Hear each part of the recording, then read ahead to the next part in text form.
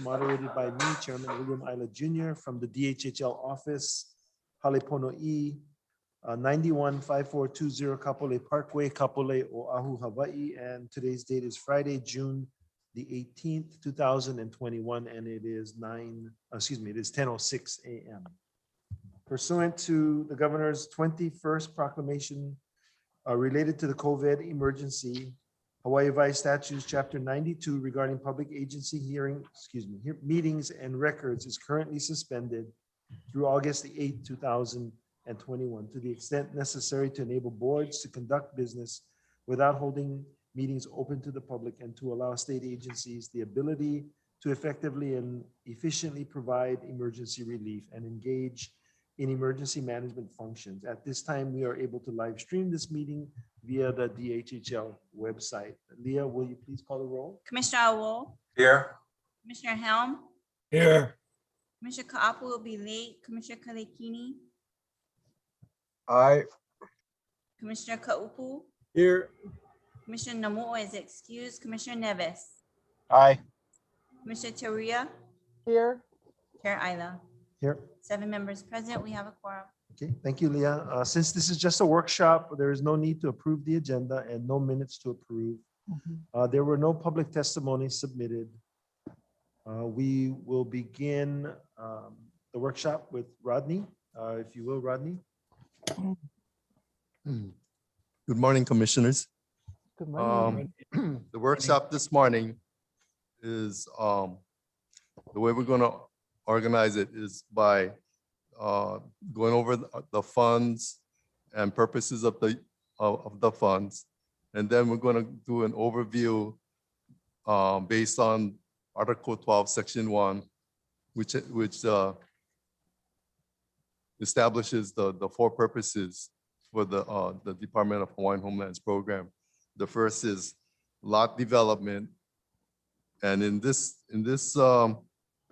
part, we're using purposes 1 and 4 because purpose, in addition to the lot development, some of the monies includes repairs and maintenance projects. So that's where purpose 4 is, which is normally administrative and operating type costs. Second purpose is loans. Third purpose is rehabilitation projects. And the fourth is administrative and operating budget. So turning the page to page 1.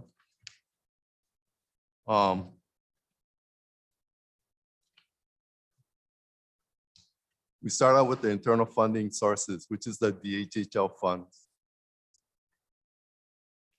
So the department has 2 special funds, the Hawaiian Home Administration account and the DHHL Revenue Bond Special Fund. It has 5 trust funds and 2 revolving funds, and the revolving funds are loan funds. So starting out with the special funds, the first is the Hawaiian Home Administration account. This fund was established in 1941.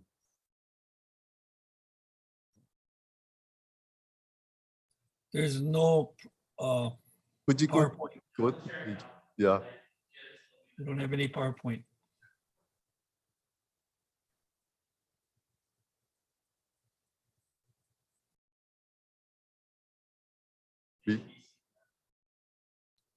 Now we got it.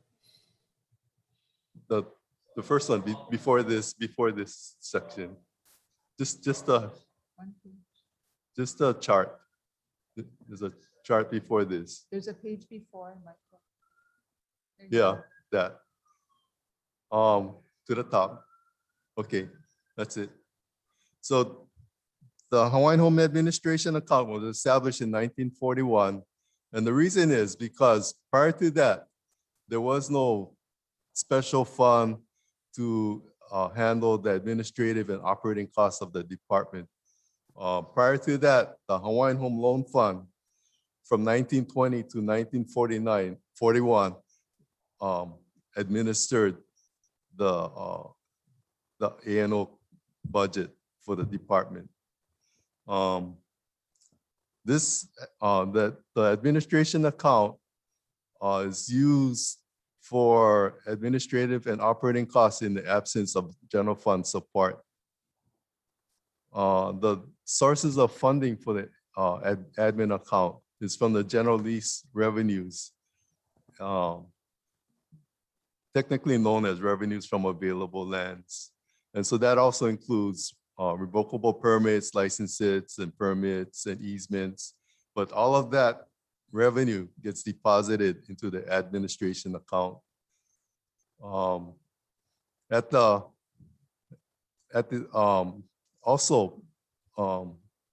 This administration account may transfer monies to the operating fund, and that's the excess monies over the budget from the that was appropriated. One of the things about this administration account is it is the only fund in the act that explicitly requires that the legislature to go through the legislative process. And so there's also, that's why in the language in that administration account talks about, general law and stuff like that. But that's the only fund that's required to go through the legislative process. The next fund is the DHHL Revenue Bond Special Fund. And this fund was established in 1989. And this was when we first floated revenue bonds in the state. And the proceed, the revenues from, there's no real revenues from this fund. The monies that come in is transfers from the administration account. And what's pledged is the revenues from available lands to repay the debt service on the bonds. And the reason why those revenues are pledged is because statutorily the lands, DHHL lands are statutorily inalienable. So for the bondholders, the only thing that they can attach to is the revenue stream. So that's why there's a special fund set up for this debt service. The next 5 funds are the Hawaiian Homelands Trust Fund, Operating Fund, NERF, or the Native Hawaiian Rehabilitation Fund, Hawaiian Home Trust Fund, and the Hawaiian Home Receipts Fund. So the first fund, the Hawaiian Homelands Trust Fund, was established to receive the $600 million settlement for wrongful use of Hawaiian homelands. What that entailed was payments of $30 million a year over a 20-year period. Those payments ended in 2015. So this fund is treated almost like an endowment fund where we invest the monies to take care of programmatic needs. The next fund is the Hawaiian Home Operating Fund. These 2 funds were established prior to statehood during the Organic Act. So they were originally known as the Operating Fund and the Development Fund. In 1985, we combined these 2 funds into one fund for administrative purposes. But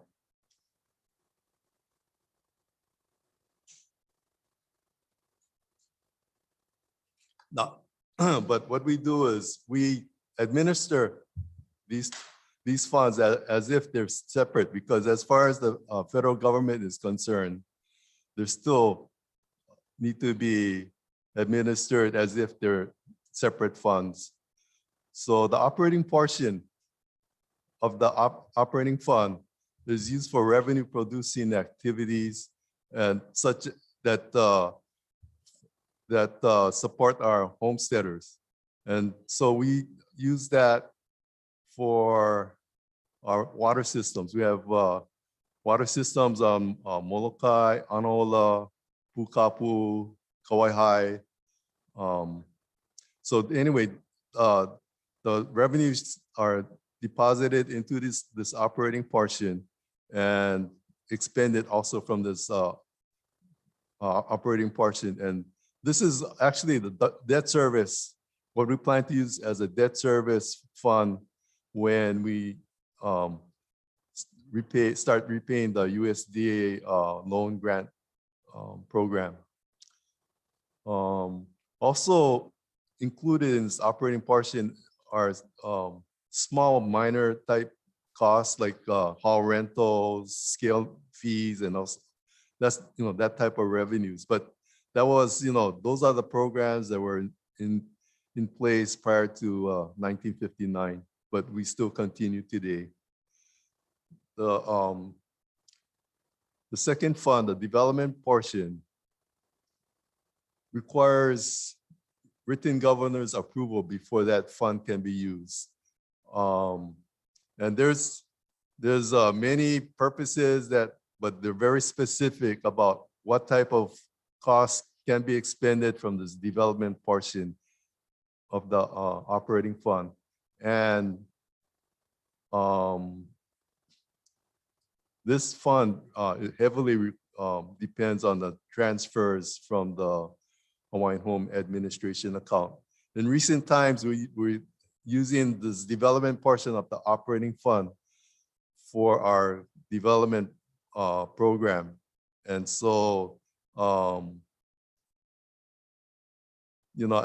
we continue to use it like that today. But the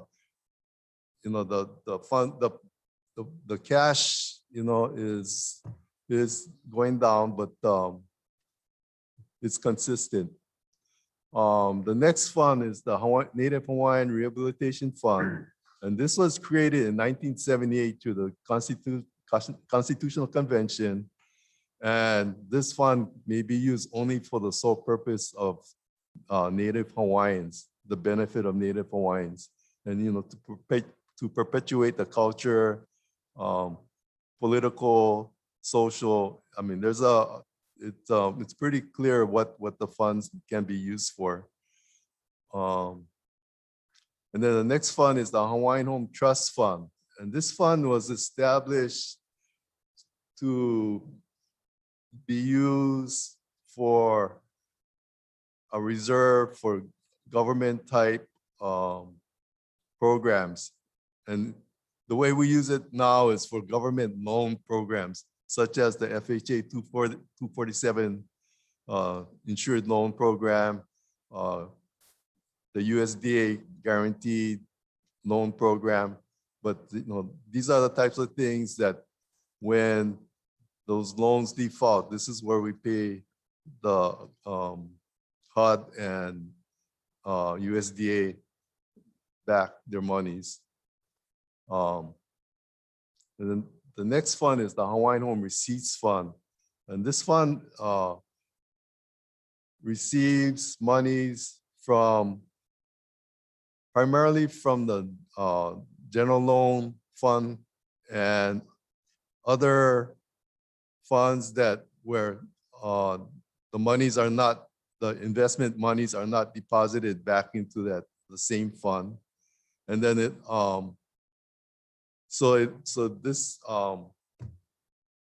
this fund, the source is from loan interest income as well as investment income. The next two funds are the revolving funds, and the Hawaiian Home Loan Fund was established in 1921, and it was the only fund in that period. It took care of CIP, administrative costs, loans, until the operating fund came around and the development fund came around. And so the next fund is the Hawaiian Home General Loan Fund, and that's where that fund was established to a series of appropriations from the state legislature. And in 1985, the department consolidated all these separate loan funds into one fund known as the Hawaiian Home General Loan Fund. Today, this fund, because of it has authority to originate loans, we have some of the NAHAZA loans, we have the FHA 247 buybacks in this fund. And so we're trying to correct that process. And so what we've done is we've asked the legislature to appropriate a separate loan fund for NAHAZA. And that's going to be effective July 1st, 2020, this year, July 1st, next month. So that we can separate our loans from the federal loans. The next funds are the external funding sources. Okay, the general funds, I think we're appropriated $14.7 million for fiscal year 22 and fiscal year 23. Prior to that, the appropriation last year was $15.5 million. So there was a decrease in the funding support. The next fund is the general obligation bonds. And this legislative session, I think we did fairly well. The legislature appropriated $78 million to the department. 50 million of it was for lot development. 10 million was for repairs and maintenance. 17 million was for pulehunui, and 1 million for land acquisition. And then next fund is federal funds. And we're still receiving monies from the NAHAZA funds. And the second source of federal funds is the USDA loan contracts, loan grants, and that affects our water systems, which is Anahola and Ho'olehua. And we received monies from the American Rescue Plan. So that's been very helpful for the department as we implement the use of these funds. So anyway, pages 2 to 9 supports, what the overview of what I went over. So the next speaker is Stuart, and he's gonna start on his land development or lot development.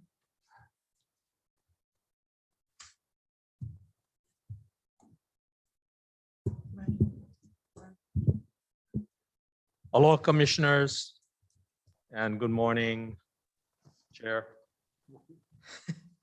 Okay, so Sir, hold on 1 second. There's a question from Commissioner Trujillo. Go ahead, Patty.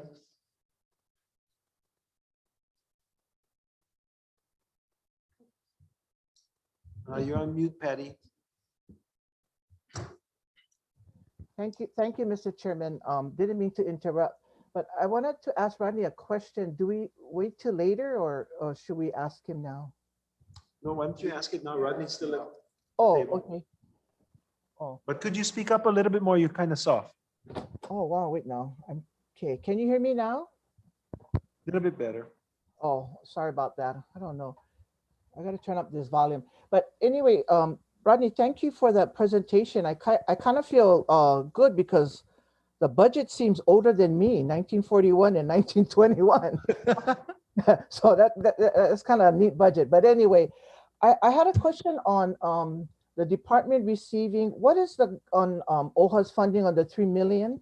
And what is the cap on that? How long do we have that OHA will provide the 3 million to the Department of Hawaiian Homes? Is there a cap? Where are we in years of receiving that? OHA has committed to repay our debt service for the revenue bonds from the Series 2009 float. And what happened was we refunded those bonds in 2017. And those bonds mature on 2032. Oh, So, and OHA has been very good. They're very good at making the payments, they're a good partner. okay. So it's like a 10-year cap then. We have 10 more years to receive Yes. that. Okay. Okay. All right. All right. Thank you. Thank you, Mr. Chairman. Okay, thank you. okay. Aloha again, commissioners. So Land Development Division is responsible for Purpose 1 and Purpose 4. And for this proposed FY22 development budget, next page, please, is a summary of the total $142 million Why is everybody calling me budget proposal. It is separated by Part A and Part B there. So Part A represents about $114 million, and Part B represents close to $28 million. And you see the percentages breakdown of between Purpose 1 and Purpose 4. Okay. Just as a matter of information, for fiscal year 21, which is ending June 30th, the budget that the commission had passed was $31 million for Part B and $83 million for Part A. And the budget last year was, which you approved, was $114 million. Out of that, LDD estimates that approximately $75 million would be encumbered by the end of this year. Okay, next, please. Okay. So this slide shows you the breakdown between trust funds and the legislative appropriations, which are the general obligation bond funds. So 29% for Purpose 4, and then 71% Purpose 1. So on these ledge appropriations, Rodney mentioned that this legislative session laws 21, we received 76 million. So there is about 30 million carried over from the previous fiscal years. Okay. Next. Okay. So I'll go through some of the major projects that LDD proposes to implement in this next fiscal year. Okay. We have projects in East Kapolei, and so we're looking to start bidding Ka'ulo Kahai 2C later this year. Okay. Next slide, please. Waimanalo ag lots and residential lots. So we are we'll be initiating plans and designs for the Wong Farm area. We have some construction funds through from previous ledge appropriations. Okay. In Maui, in Keokea Waiahuli, we have a phase 2B, which is in design right now.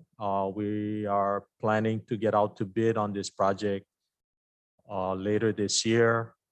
Phase 2A has been encumbered, and so construction we expect to start in the next couple of months. So stay tuned for that one. These are fairly large projects. $9 million for phase 2A and approximately $18 million for 2B. Okay, next, please. In West Maui, we have quite a bit of activity going on. From the far left, the Honokawai subsistence ag lots, we're hoping to start design. I believe that the final EA is coming to the commission in the next month or two on this. So that's exciting.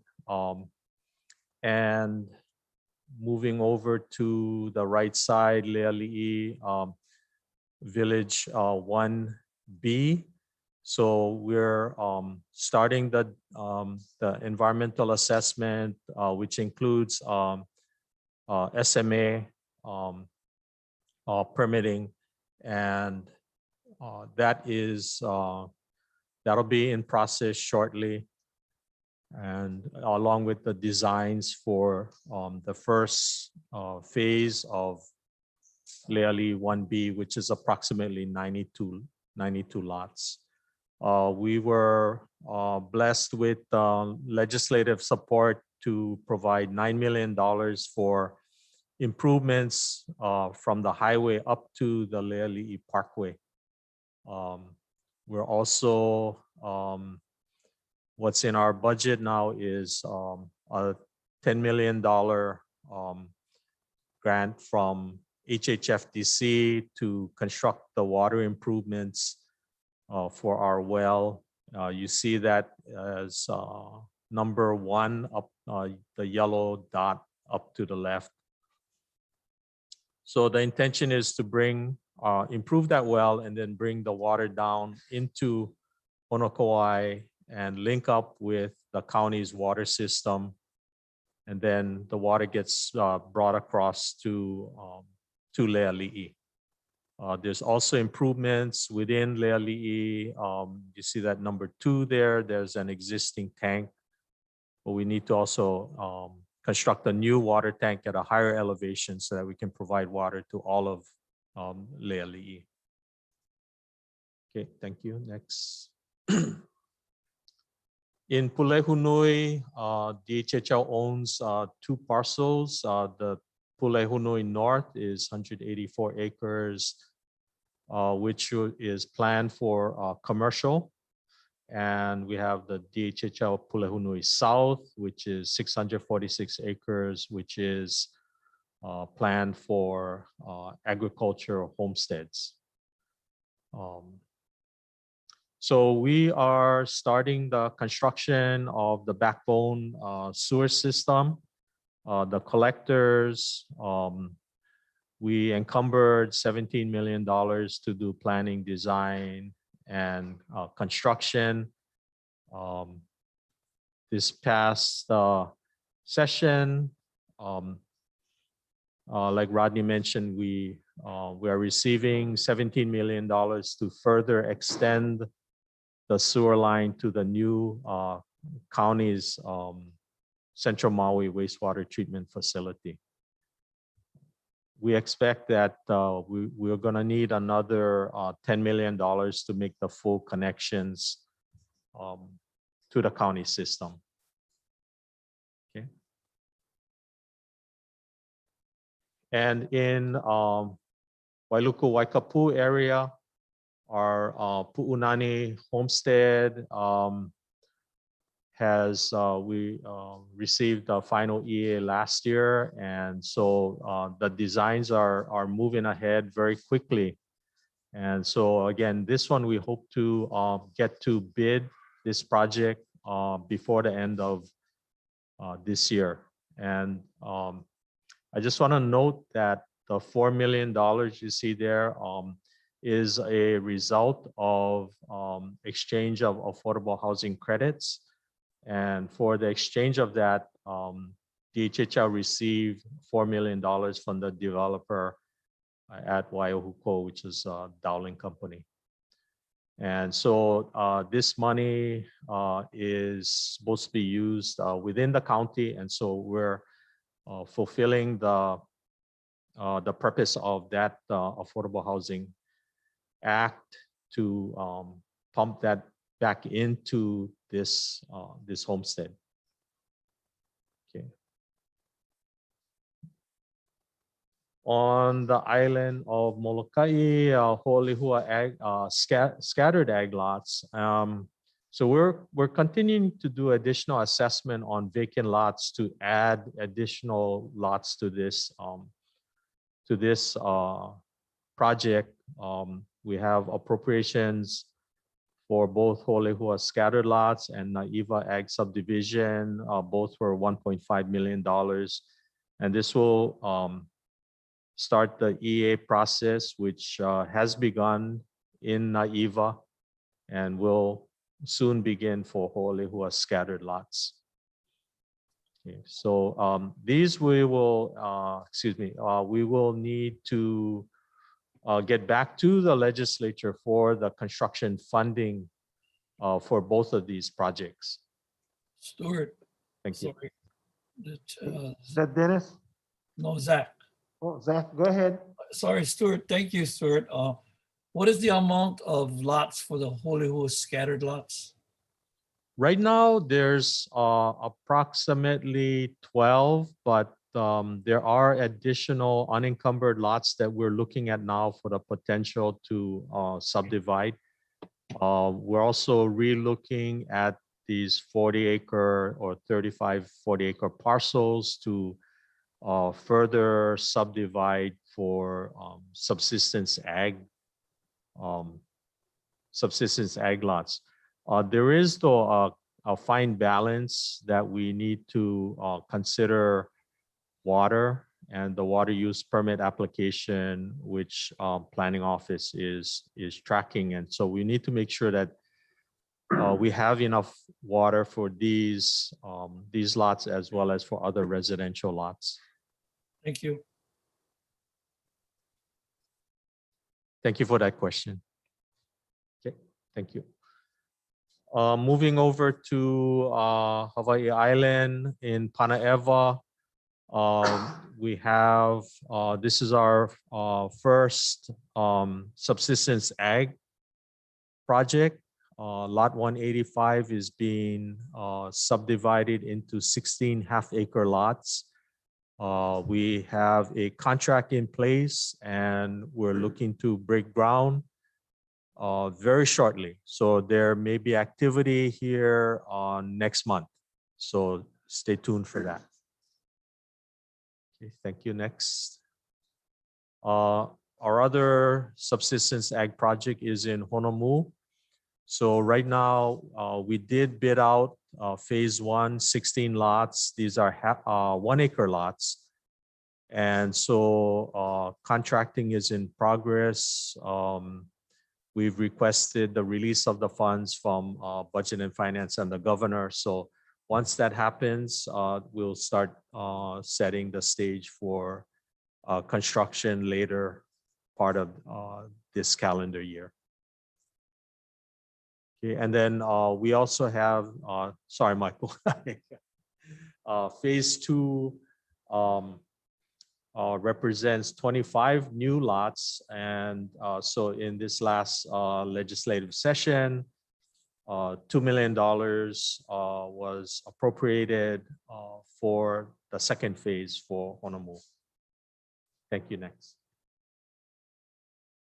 So jumping back up north to island of Kauai, Hanapepe residence lots, phase 2 is in the design phase. The final EA was approved last October. And so phase 2 will provide at least 75 homestead lots. These lots will be located in the rear of the phase 1, which was 45 lots. And as part of the final EA, what was approved was the expansion of the phase 1 lots to include additional square footage up to 7,500 square feet. Currently, there are about 6,000 square feet. So this is all part of the plan to consolidate and re-subdivide the lots there. We have additional $1 million appropriated in this session for additional design fees. The county is imposing some additional requirements for wastewater pump station and drainage improvements in this area. So we need to add in additional funding into the design phase of this project. Okay, thank you. Next. Stuart, Stuart, this is Dennis. Yes. I just have a question. We have any funds set aside for the Anahola Kuleana? I know we're still trying to work on some non-potable water issues up there. Right now in this budget, we have a line item for Kauai scattered lots, which could be used in various locations on Kauai, which could include the Kuleana lots. And so what we'll be doing is taking the lead from planning as we proceed on that project. Yeah, because that also in the Kuleana project, it's I guess the department's going to provide some roadways, the major roadways provided by Green Energy. I understand that. There's some roadways and also the potable water issues. Just want to make sure we have that plan somewhere. Okay, thank you for that. Thank you. Okay, so purpose 4 is repair, maintenance, and operating costs. Next slide, please. Okay. Before I get into some of these detailed projects, I wanted to inform the commission that a lot of our subdivisions are getting along in its age, just like me. And when things age, they start breaking down, just like me. And so our sewer systems in Oahu, particularly in Papakolea, in Waimanalo, in Waianae, and Nanakuli, are all requiring pretty substantial improvements to the sewer system. So this is something where purpose 4 funding has really got to is going to require additional and huge sums of legislative appropriations to bring these standards up to par and up to city standards so that we can turn over all these systems to the city for maintenance. And so with that editorial, I will jump right into this Papakolea infrastructure remediation. The total project here represents about $50 million. We completed the first phase, which is about $15 million. And we will be moving into the next phase because of the shortage in the purpose 4 budget, limited to $5 million a year.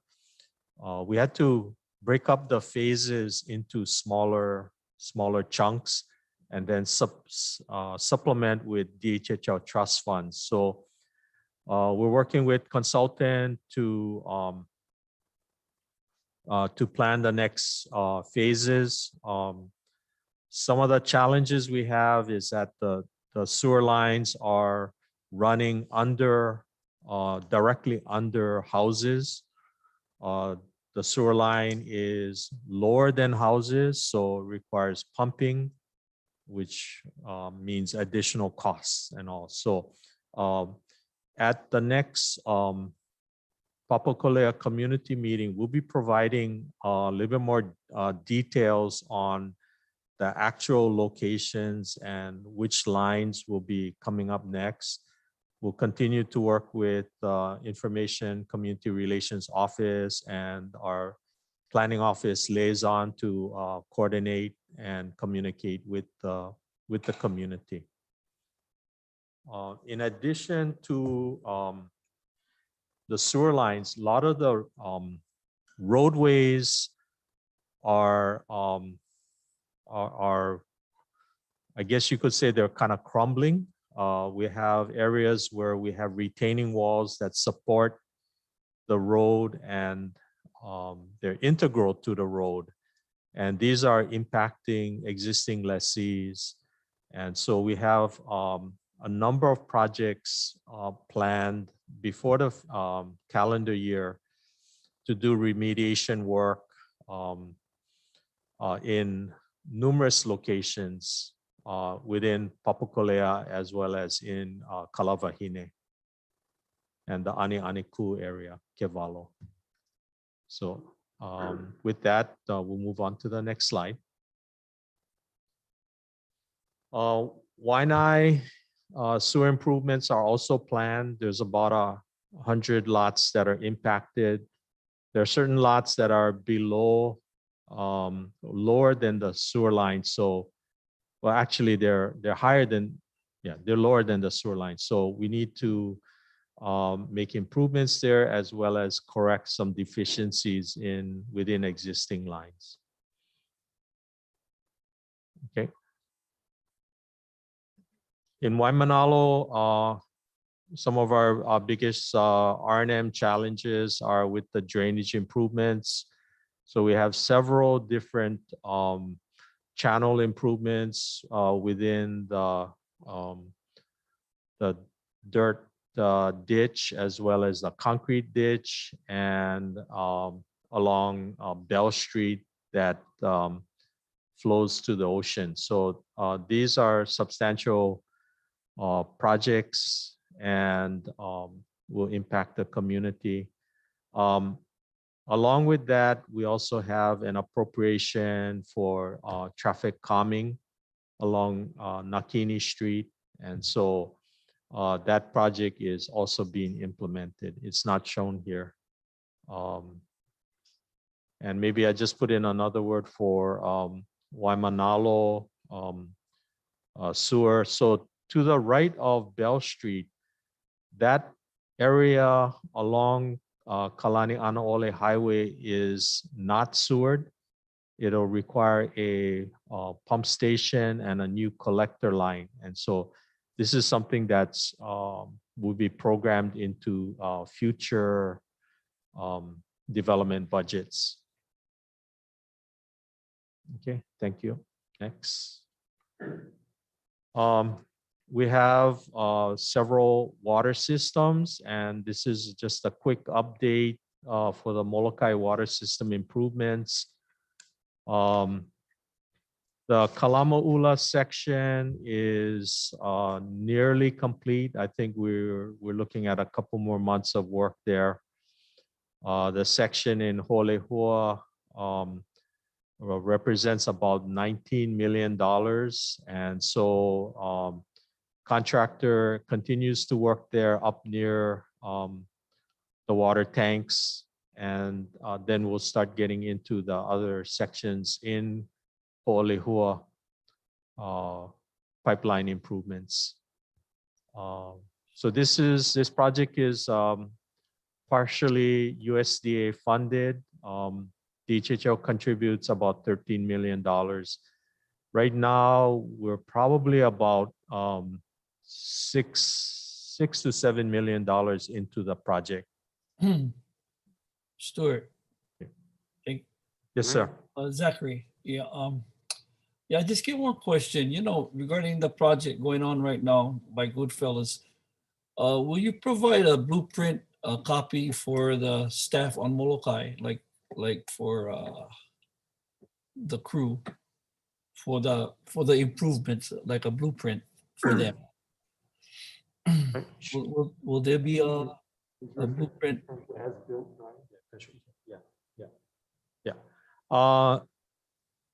Certainly, Commissioner Helm, as-built, construction plans, meeting notes and all of that can be provided and have been provided. We have weekly meetings or bi-weekly meetings, and there's a lot of coordination with the Molokai District Office, especially Elroy there, and we need to make sure that everything goes according to plan. I do want to also add that we recently procured equipment under what was called Package 4. So within Package 4, there were like 500, almost 600 smart meters to be installed. There's also a lot of equipment for the district office, the base yard for the Molokai water system. So Yeah. it's moving along. It's not without challenges. There are a lot of locations where the water lines are abutting or go through existing homestead parcels, which have easements. And so I know you've been hearing about those. So anytime there's any kind of issue that you hear, please let me know, and we'll Yeah. make sure that our CM and the contractors are aware. So That's why I brought it to your attention. I mean, it was brought up to my attention because they want to make sure that the new lines that they install, they know where it's all at. You know what I'm saying? So they just wanted to know if there's going to be a copy of that blueprint for the crew on Molokai. That's Right, all. yeah. Thank you. Yep, thank you. Thank you for that. Okay, we'll move on to the next slide. Okay, so in Kau, we have encumbered the $2.7 million to make improvements to phase 1, which is basically 100,000 gallon water tank at the very top of the Kamaoa area right before our pastoral homesteads. And so that should start construction as soon as we can get the Historic Preservation Division approval on a monitoring plan. So that should be coming up shortly. We're also planning phase 2, which is the repair of 4 pressure reducing valve stations, and that will be going out to bid hopefully before the end of this calendar year. And we're budgeted for that under the current budget, and that's being carried over to next year. Okay, thank you. Next. Okay, in Anahola, we have 4 reservoirs that were regulated. To date, the Lower Anahola Reservoir and Kealia Field 2 have been renovated, and water now passes through both of those reservoirs. We're looking to do the same for Upper Anahola and Kealia Reservoir Field number 1. And so under the Anahola Kuleana project, it was determined that field number 1 reservoir would not be able to provide water to the Kuleana lots because it's at a lower elevation and would require pumping. And so a different irrigation or non-potable water source and line transmission is being planned for that from Kaneha to the Kuleana parcels. So we do have some funds for that. We're going through re-permitting with Department of Land and Natural Resources on that. Okay. Next slide, please. I also wanted to just provide you with some fiscal year 21 project highlights. So at the top there is the Holehua water system. So we had commenced construction in both Kalamaula and Holehua, procured equipment and supplies. At Anahola farm lots, we commenced the construction of the phase 1 water lines and the phase 2 tank site improvements. Just for your information, we met the $3.7 million DHHL funding obligation. And so we're moving into the loan funds and then into the grant funding. So we expect that this project would be completed about this time next year. And then just kind of another FYI, our existing well, what had happened about 2 weeks ago is that the shaft of our single well broke, and so contractors are now moving to have the replacement done. And this was going to be replaced anyway as part of the phase 2 tank site improvements. So it kind of forced us to jump ahead on that. And as far as I know, the lessees have continued to be serviced with water, and we're very blessed to work with County of Kauai, Department of Water on the interconnection. So we're actually taking water from the county's Anahola water system. In villages of Laiopua Hema, we went out to bid. We are contracting and certifying. Certification of the contract is in process. And again, hopefully construction start by early part of next year. Naiva Ag Subdivision, we mentioned that we initiated the environmental assessment. We had a great community meeting several months ago with a lot of good input, which is being incorporated into the plan. Our subsistence ag program, we're really happy to announce that we'll be breaking ground on Panaeva and Honomu again this year, and also starting construction on the Ka'u water system by the beginning part of next year. Okay, next. And then another piece of good news is that in 2004, DHHL purchased villages of Kapolei, Village 8, La'iopua, villages of Leali'i 1A and 1B. And so we had the $30 million obligation, and we finally met that obligation earlier this year. So we're done with that, and of course the land is all DHHL free and clear. So that's a woohoo.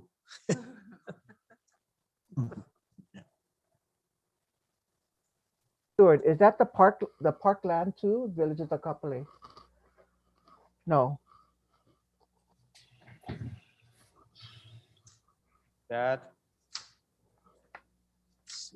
Is that the parkland on the corner by Kamukila? I believe it does, but that may not yet be transferred to DHHL. Oh yeah. But eventually we'll own that. No, that's still with HHFDC. No, I'm told that that's still with HHFDC, not with Okay. DHHL. So Okay. the slide there is misleading. It should Yeah. not be colored in there. Okay. All right, thank you. Thank you for bringing up that point. We'll make that correction. Any other questions for Stuart? No, thank you. I have a question, Stuart. Go ahead. Aloha, Commissioner. Aloha, yeah, mahalo for that presentation, Stuart. So I received the environmental assessment for Honokawai. And part of what's driving that development is the well situation. Is that correct, Stuart? Well,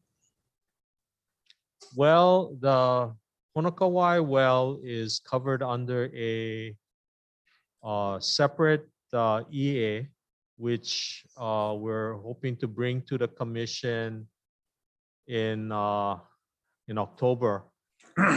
And what that EA will focus on is the water system, which is the development of the well, the transmission line, the connection to the county.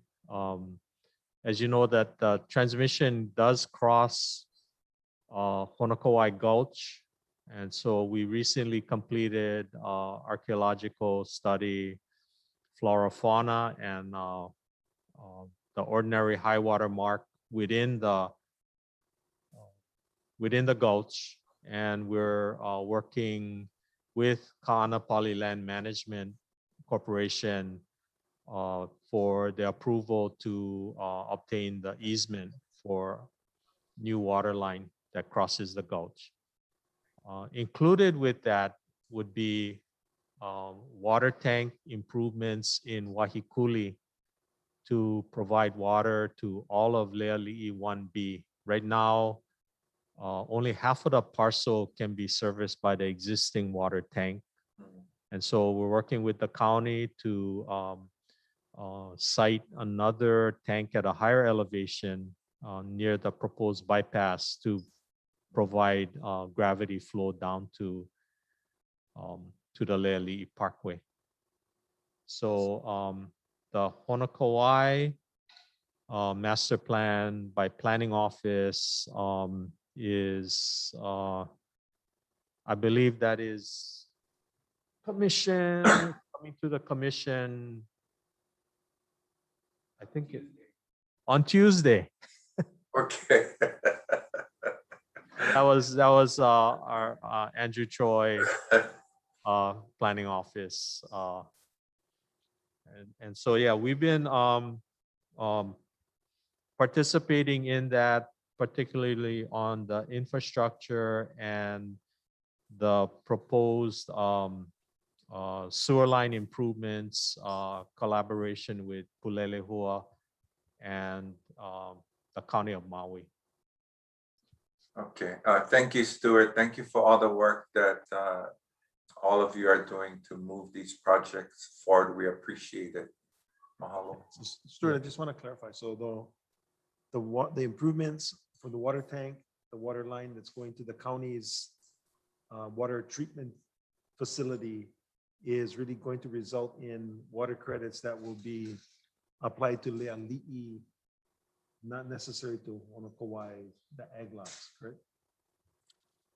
Okay, so on the situation of water allocation, so about a year and a half ago, 2 years, we entered into agreement with the County of Maui, which resulted in DHHL providing license easements for the improvements within Honokawai, and this is to the county. And in return, we have 200,000 gallons of water allocation from their system. When we finally construct our new well and provide that into the county, we have to negotiate again water allocation from that. And because HHFDC is providing DHHL with the $10 million to construct the system, we have an agreement with HHFDC to split the net allocation to DHHL and HHFTC. So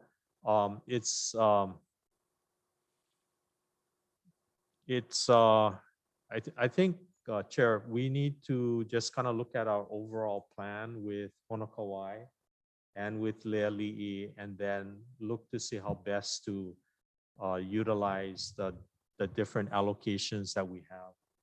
There will need to be improvements within Honokawai to get water to the subsistence ag and residential's lots planned in Honokawai. So I'm not sure that it's restricted to one or the other. And I think it's a matter of timing also to when we do the construction. Okay. So we'll continue to work with the county. There's a complex set of improvements that have to be made so that water can be effectively transmitted to Leali'i without impacting the existing community. There's a whole bunch of these issues with pressure and flows and things like that. So we have our best brains, our engineers on that, working with the county, and then of course with our planning office. Thank you, Stuart. We have a question from David. Thank you, Chair.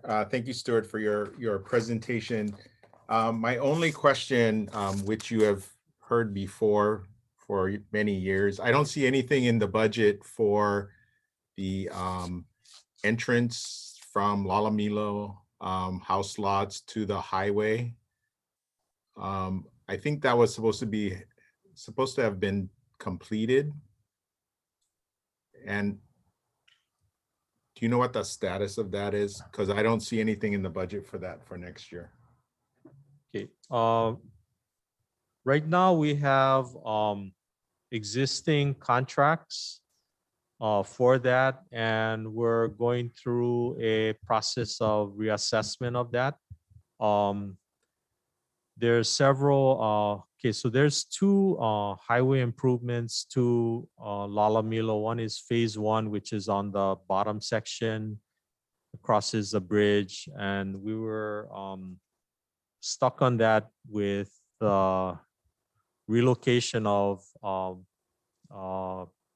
several utility poles in order for a contractor to construct the pocket turn-in lanes. And there's also the improvements up at the South Kohala Distribution Road. So this kind of got tangled up in the issues with the UXO, with the contamination. And so right now, testing is going on for both UXO as well as the soil contamination.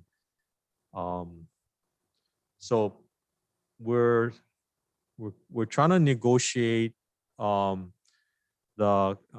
completion of those contracts with the contractor in all of those locations. So the one on the Makai side, further in the first phase, that is still subject to UXO? That is, but we have clearance if we have UXO support. So when any excavation is done, we would have to have the UXO support on standby and observation during that time. So what's the so is the problem getting the telephone poles relocated? It's Or the power poles? yeah, coordination with the utility, and this has been stalled many years. You know that, and we all know that. So we're just trying to unravel some of those things and determine which is the best way to proceed, whether we are, cancel the contract or rebid it. So we're trying to estimate which way each one would be, because yeah, it's really difficult to piece together the history on this. Okay. The UXO issue held us up for quite a while. We had to work with the Department of Health to get them to feel comfortable that we can finish the job with UXO support. That took, I think it took about 2.5 years to do that. And then the utility pole relocation issue came up. So because the contract took so long, we're negotiating and trying to determine whether it's easier to just close those contracts and rebid it out, or try to get the contractor to come back and fulfill the contractual agreements. But there are some delays, so that will add some costs. So we can have an update for you, I think, in a couple of months as we work with the contractor to determine what is the most efficient and effective solution.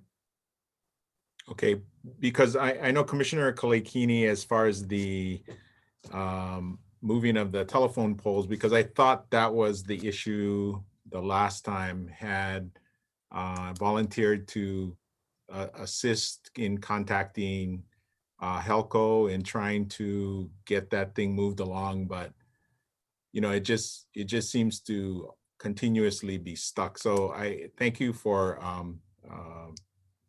giving us an update in a couple of months. Thank you. All right. Thank you, David. Russell? Thanks, Chair. Stuart, I have a question. I wanted to, if you could put your presentation back on the screen. And in the beginning of the presentation, you had 2 pie charts. I just want to make sure I understand what you said about those pie charts. Would be the next slide. Yeah.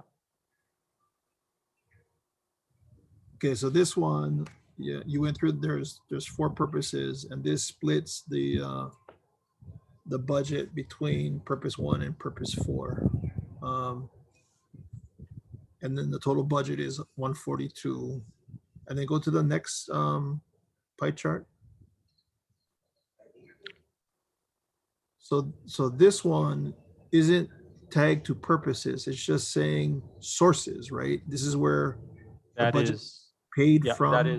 That is correct. This is just the distribution of, or the difference between the trust, the amount of trust funds in the proposed budget and versus, or in comparison with the ledger appropriations.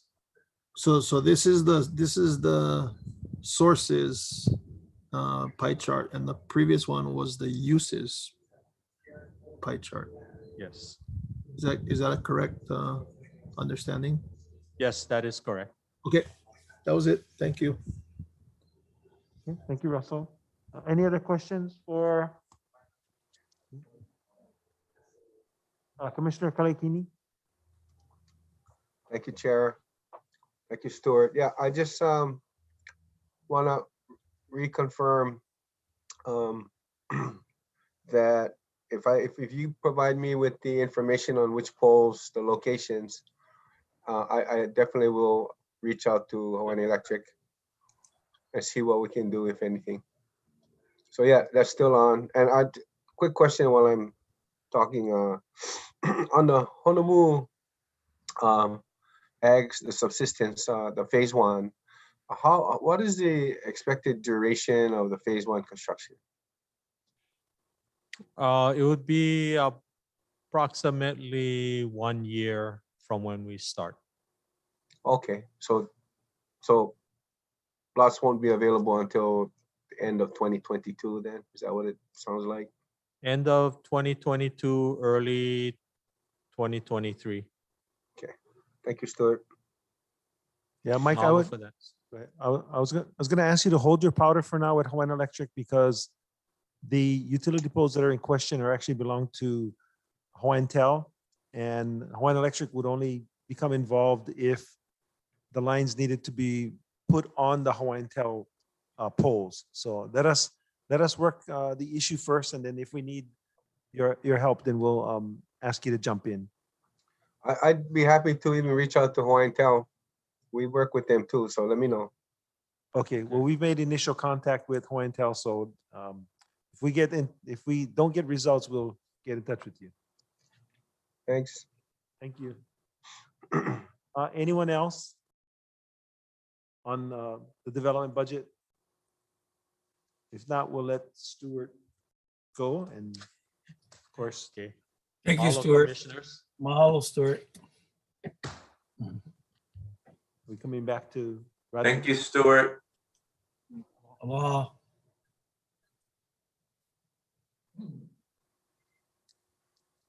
The next purpose is purpose 3. And that's loans. Oh, purpose 2.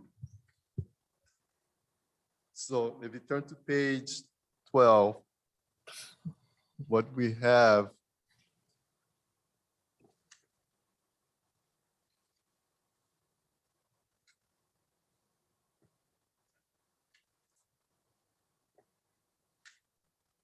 is a comparative chart of fiscal year 2021.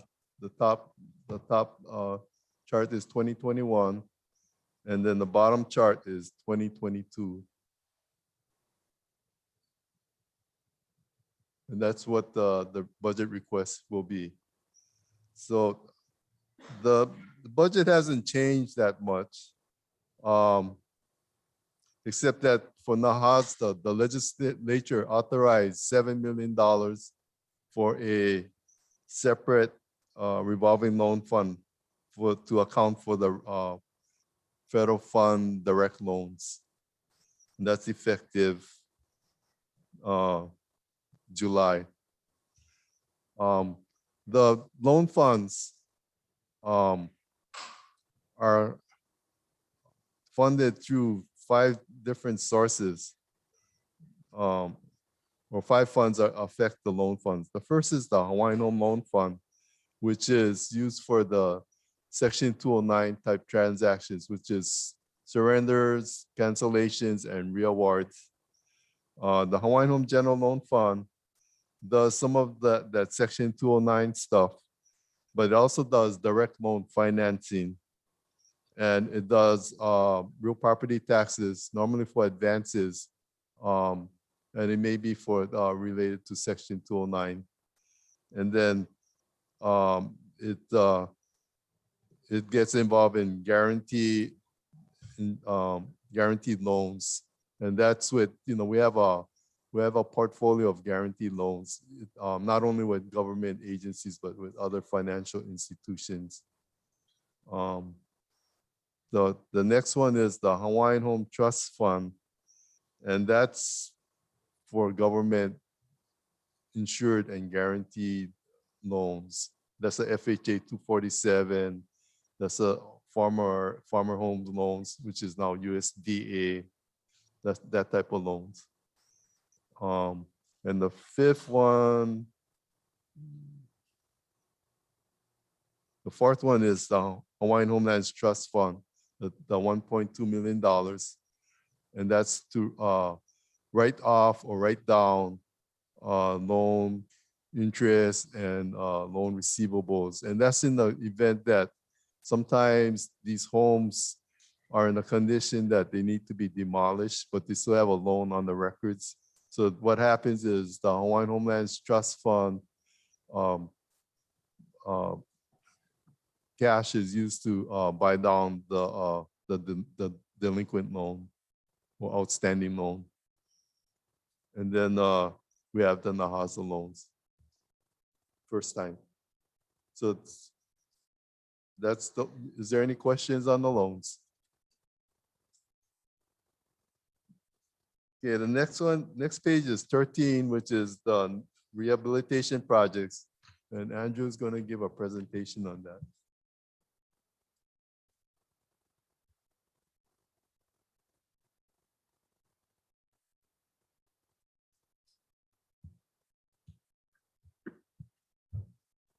Aloha Commissioners. It's not much of a presentation, but just a kind of quick overview. So the Native Hawaiian Development Program Plan budget amount for $1 million is $1 million for the DHHL grant program. As you folks know, the department on an annual basis awards grants through a competitive process. Last year, we had 2 grant solicitations. One was focused on COVID-19 relief, and the other one was focused on regional plan priority project implementation. This fiscal year, we're more focused on the regional plan priority project implementation. So those are projects that are identified in the department's 22 regional plans that are championed by a beneficiary serving organization. We would make funds available through a competitive process to help with implementation of those projects. The $400,000 budgeted will serve 2 primary purposes. One is funding will be used to host the department's budget puvalu in summer of 2022. We used to have these puvalus once every 2 years. We did not have one in 2020 because of the pandemic. So we hope to restart the budget puvalu with our beneficiary associations in 2022. We'll probably hold it on Oahu. The second part of the $400,000 will be to provide technical assistance to our associations who often ask the department for technical assistance with regards to their grant applications, grant writing in general. Also, it will help to manage the 25 existing grantees that we have. We have 1 grant specialist in the department. That person's time is often split between grants, helping out with USDA projects, helping out with our water systems. So that person's time is not just concentrated on grants. So some of the money will be used to help provide support to our grantees who request assistance. The other part of the $400,000 will be used for providing capacity building to our associations. In recent conversations at the commission, there was a need expressed to provide leadership and capacity building assistance to some of our associations. Any questions for Andrew? Yeah, Chair. Go ahead. Andrew, thank you, Andrew. Question, when is the funds available, that $1 million for associations to apply for? Thank you for the question, Commissioner Helm. So as I mentioned, we usually go through a competitive solicitation process through an RFP.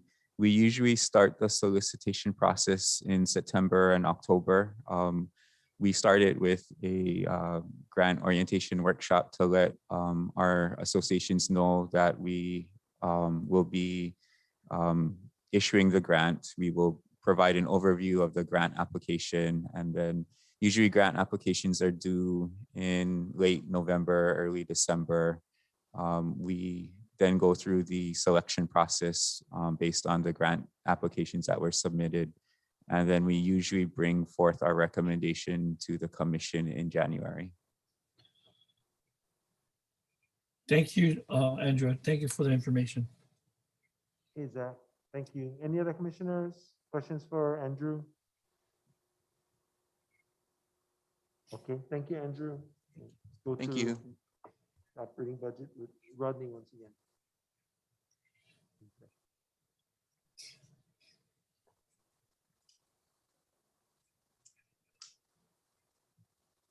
Okay, turning to page 14.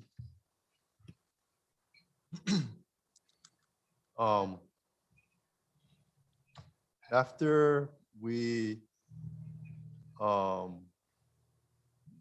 determine what the legislative budget was, we had a series of meetings with our divisions and offices on Oahu, as well as the neighbor islands.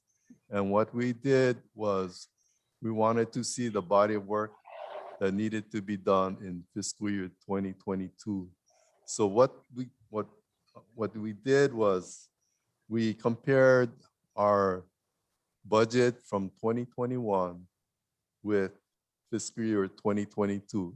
And this cost over here is the operating current expenses. This is not, no personnel cost is included in over here because our personnel cost is paid through the general funds. So we wanted to analyze that. And what we found that our need was increased by $37,000. But at the same time, we wanted to have some kind of parity to the budget prior to COVID. And so what we did was we compared the cost to the 2020 budget, which is the $18.638 million, which was general funded. So when we reduced that, we found that we would need to contribute 4.3 million approximately to be on parity when in our current budget, the 2022 budget. So if you turn to page 15,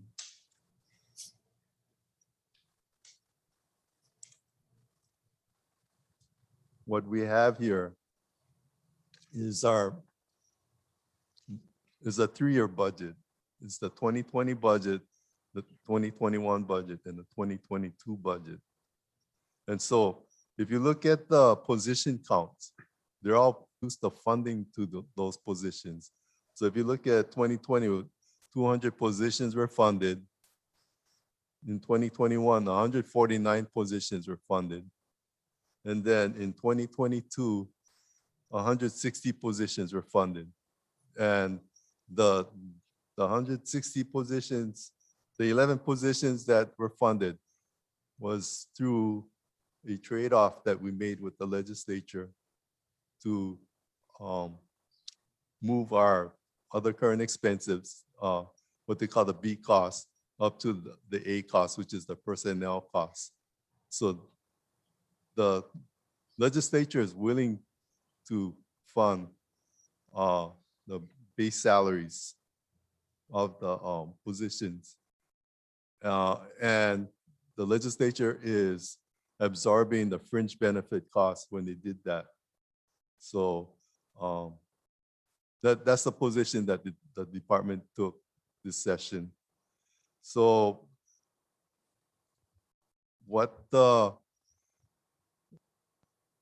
still looking at the budget, but we're planning to increase the $4.3 million through the non-appropriated funds, which is the Hawaiian Home Operating Fund.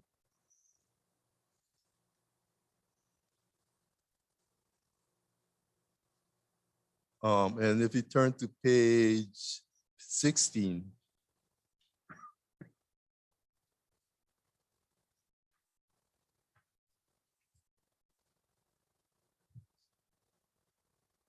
this is a comparison between fiscal year 2021 and fiscal year 2022.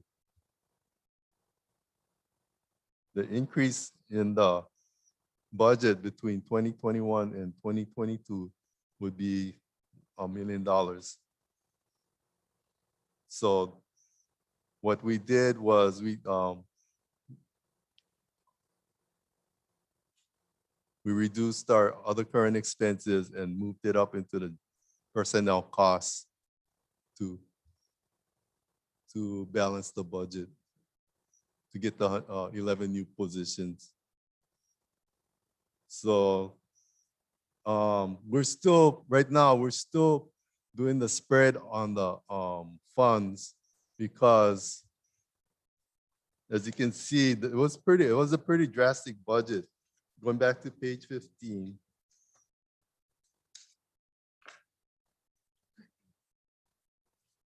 Because absorbing those costs, the general fund reduction requires that we need to take a hard look and to spread the cost among the funds based on the purposes authorized through those funds. So that's what we're doing right now.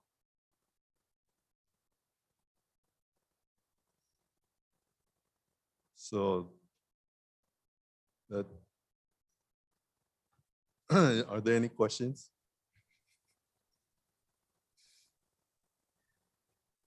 Yes. Andy? Okay, David.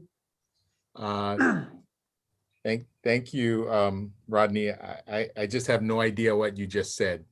Okay, what I'm trying to say is that when better times come back, the legislature don't really want to force us to use our trust funds. But Well, I thought we decided we were not going to use our trust funds. we have to, because if that, with the amount of CIP monies that we're getting, or we need the staff to implement those projects. So if I may, Yes. go Chair. ahead. Okay, so commissioners, if you turn your attention to the table that Rodney has up on the board, and this is kind of a snapshot and the logic that we're using. First, with regard to the Nelson litigation, certainly the requirement to seek sufficient funds from the legislature is an obligation on the commission, just as a reminder. And we do that every year with our sufficient sums budget that we bring to the legislature. But the legislature in its wisdom does not necessarily always provide all of the funding that's necessary to operate our program. And so the commission still has the discretion with both the administration account and the operating fund to fund operating and administrative expenses that it feels is necessary to do. So starting at the 20,000 foot level, Mike, if you can move the slide a little bit down. Okay, that's little bit, that's good. So we put forward 3 fiscal years. The prior year, which is fiscal year 2020, which ends June 30th, 2020. The current year, which is fiscal year 2021, which will end at the end of this month, fiscal year June 30th, 2021, and the budget year. This is the year under review by the commission that will begin in July 1, 2021 and end on June 30th, 2022. So prior year, 2020, current year, 2021, budget year, 2022. Our funding and our expenditures are broken out by fund. You'll see the fund, general fund, administration account, and operating fund. These funds are appropriated by the legislature. And of that, the general fund are the amounts paid for by the taxpayer. The administration account and operating fund are DHHL resources that get appropriated by the legislature. So what staff is recommending from an operational standpoint is to try to keep our resources, our funding resources, consistent from the year prior to the pandemic happening, which is fiscal year 2020. So you'll see that in that fiscal year, we received 18.6 million of general funds from the legislature. And we had 200 positions authorized and 200 positions funded. So in order for us to fill a position, it's a three-step process. One, the legislature has to authorize it. Two, the legislature has to fund it. And three, the governor has to give us permission in the current environment to fill it. So in fiscal year 2021, the current fiscal year, our budget was cut by the legislature to $15.5 million. And the number of positions that were funded was also reduced by 51 positions to 149. The good news is we still had 200 positions authorized because getting an authorization is not easy. Coming into fiscal year 2022, the legislature was uncertain as to our economic situation and took a very conservative approach. So other departments suffered not only a cut in positions, a cut in authorized positions, and a cut in other current expenses. We, relative to other departments, fared pretty well because we were able to retain our authorized position count of 200. We didn't have to cut any warm bodies, which some departments have had to do. And we were able to secure an increase in the number of positions or vacancies, positions that were funded. So we have 14 positions coming into the current year, into the budget year, that we received authorization to, funded. So 14 vacancies that were funded over our warm body count for a total of 160 funded positions. Now, that on our personnel side was an increase. And so we couldn't show an increase to our budget because everybody was getting cut. So what we did was give up other current expenses to absorb those cuts in our general fund budget, because the commission has a lot more discretion on being able to fund those amounts with our non-appropriated funds, our trust funds. So if you look to the bottom half of this sheet, let's move, if we can move the slide down, leave it right there, not that far. So the commission can see both. That's good. So if you remember, column 1 to the far left is the prior year, middle column is the current year, far right is the budget year. So what you'll see is that in order for us to maintain parity at the bottom, so like, let's see, in the fiscal year 20 year, we were trying to bring our financial funding or our budget to the fiscal year 20 year, because that was the last year in which our operations were normalized. And so you'll see that there was 3.8 million out of the non-appropriated operating fund portion that the commission allocated to fill the gap that was not provided by the legislature through appropriation. What we're saying is that in order to maintain parity, because of the cut we endured with the general funds, in order to restore that, we're going to have to increase the portion of our non-appropriated funds by 4.3 million. So if you go to, let's see, yeah.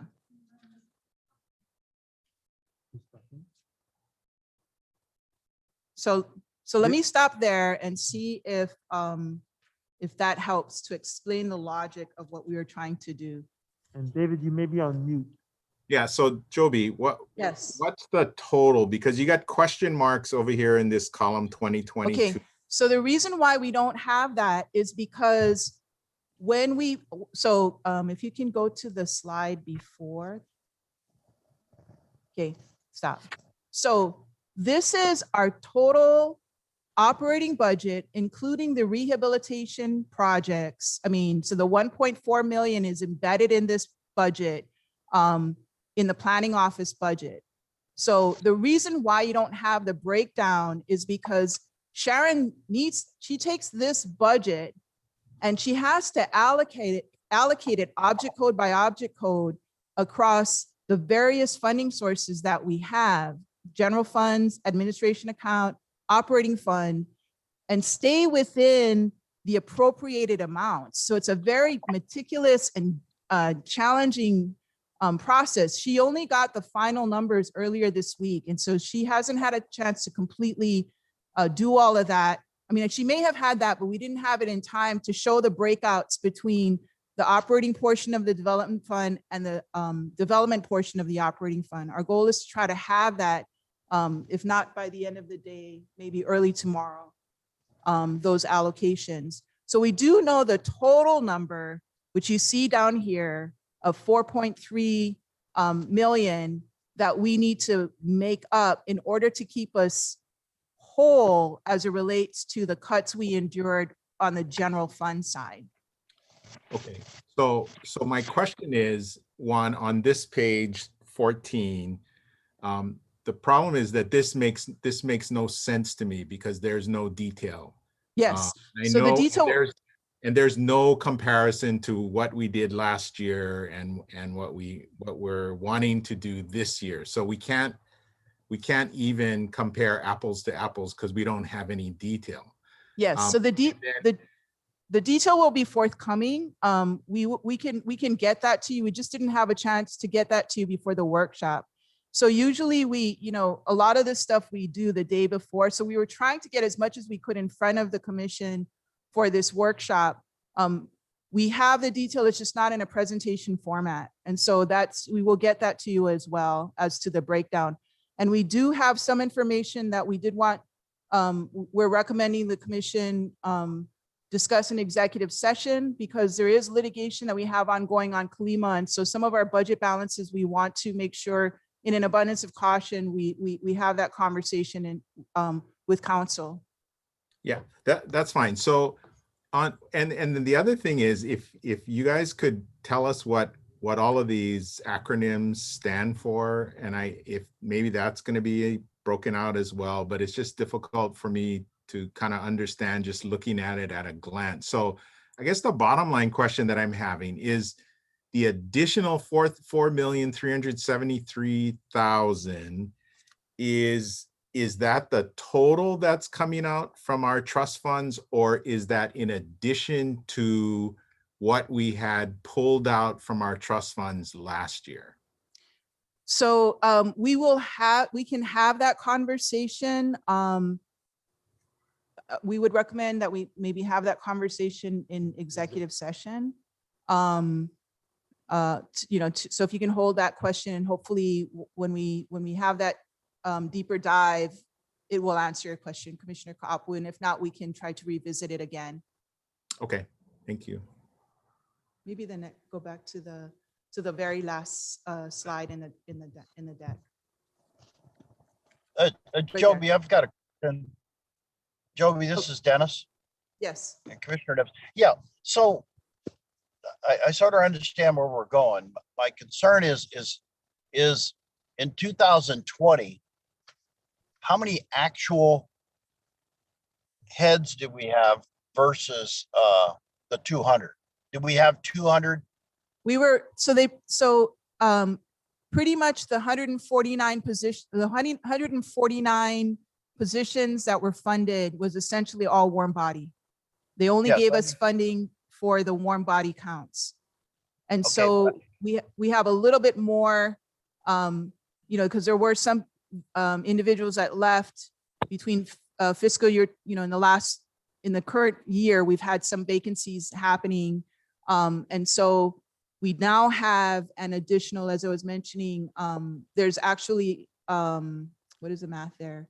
11 more positions, but there were some vacancies, that were already funded that would be able to. What I'm saying is what you're looking at the 18 million as a point we want to be today. And what I'm questioning is, did we actually have 200 people? No. No, Because that's we, what we're looking for, correct? right. So the 18.6 million did fund all of those 200 authorized positions.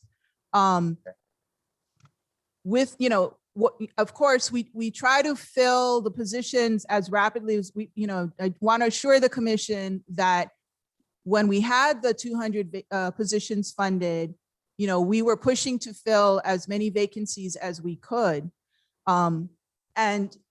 And it's, you know, it's not an easy path to get positions filled.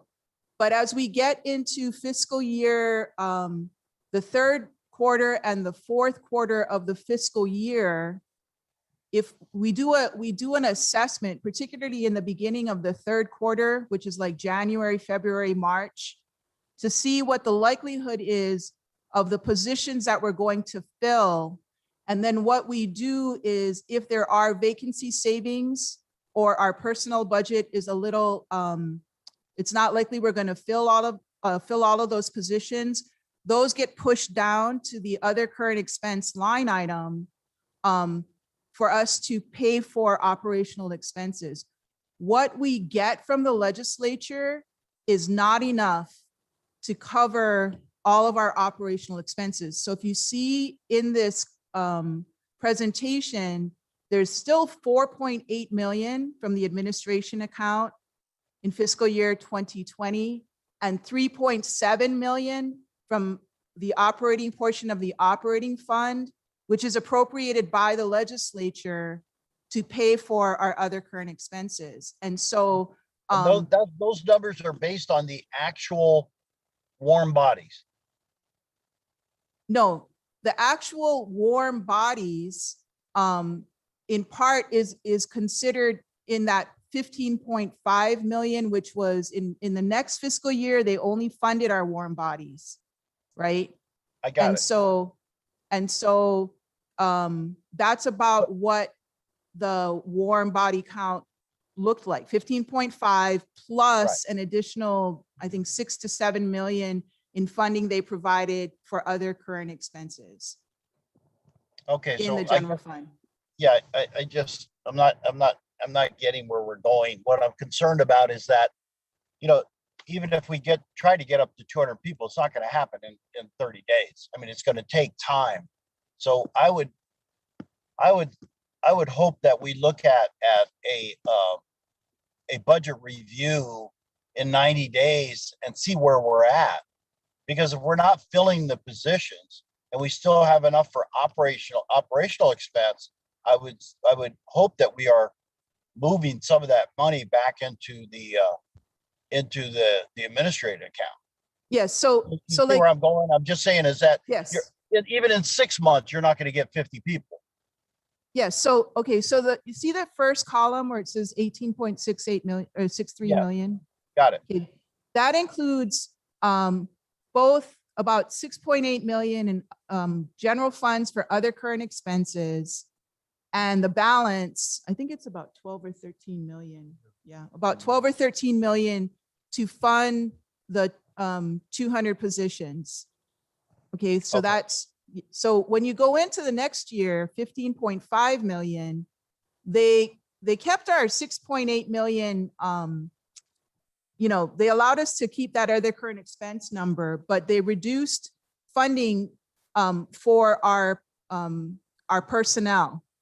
So, so in that year, in the current year that we're in, we have very little authorization to fill positions, almost none. Yeah. We had no ability to fill.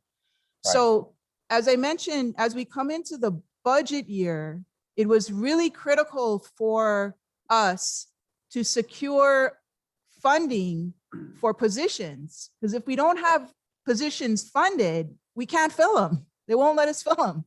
Yeah. So we went from 149 to 160 positions. So that represents 14 vacancies. But you'll see between fiscal year 2020 and fiscal year 2021, we have more positions funded, but our funding, the general fund allocation went down. It went from 15.5 to 14.7. Yeah, So so I'm trying to say is that the money we want to pull out of the fund is basically to fund the additional positions. no, the money that we are pulling out of the trust fund is to make up the cuts that we had to take in our other current expenses. Okay, all right, I got you. So, Yeah. so that makes up what we pulled out of other current expenses, but it still doesn't have any funding to get us to the 200 folks that we need. So yes, we have 200 positions authorized, but we only have funding for 160 of them.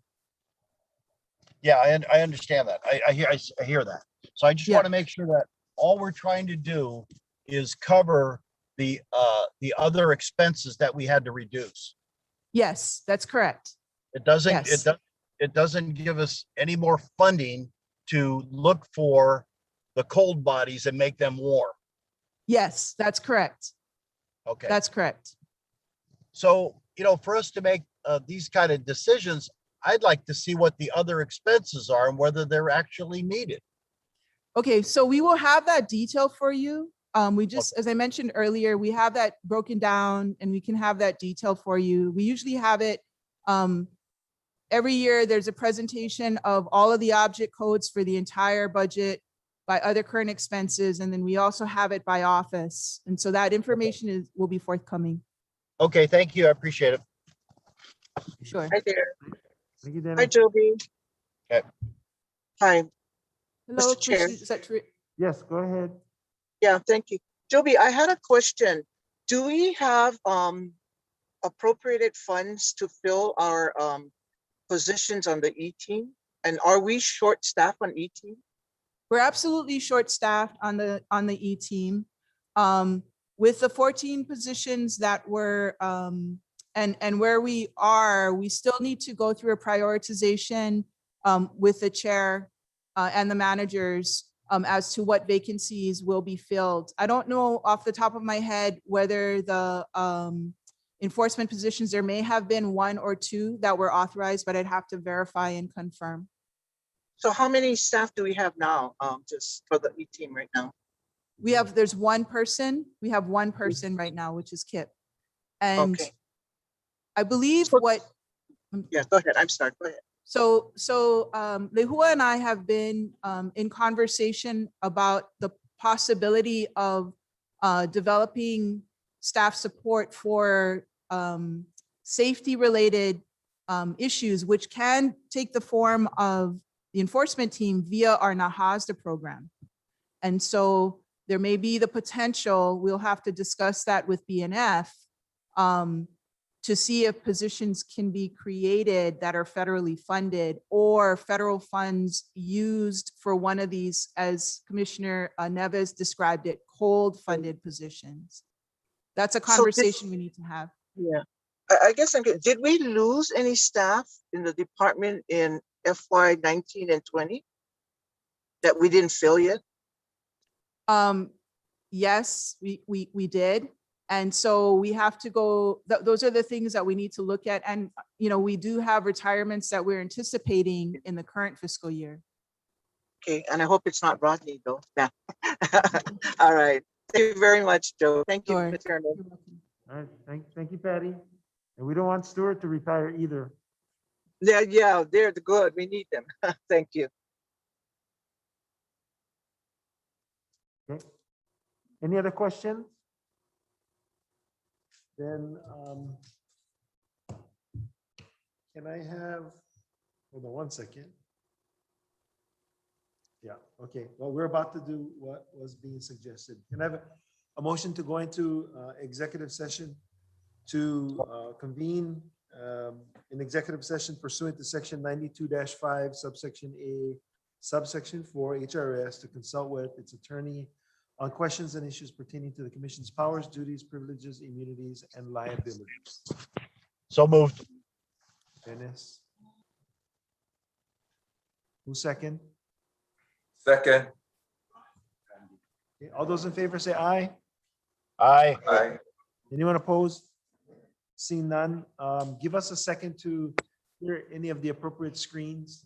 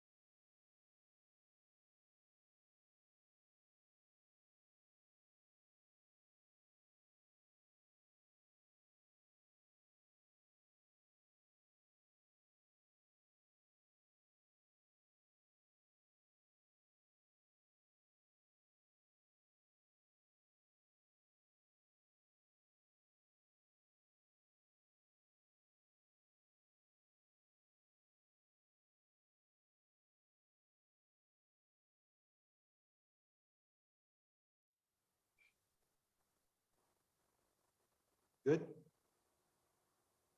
Okay, we're back into open session. Is the live stream back on?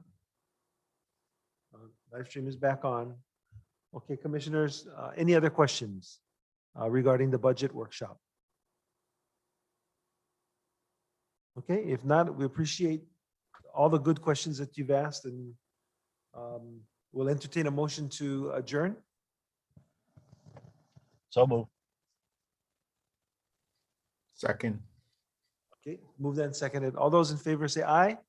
Aye. Aye. No one opposes. Motion carries. The meeting is adjourned, and we will see you on Monday. Happy Father's Day. Same to all of you. Same to all of you.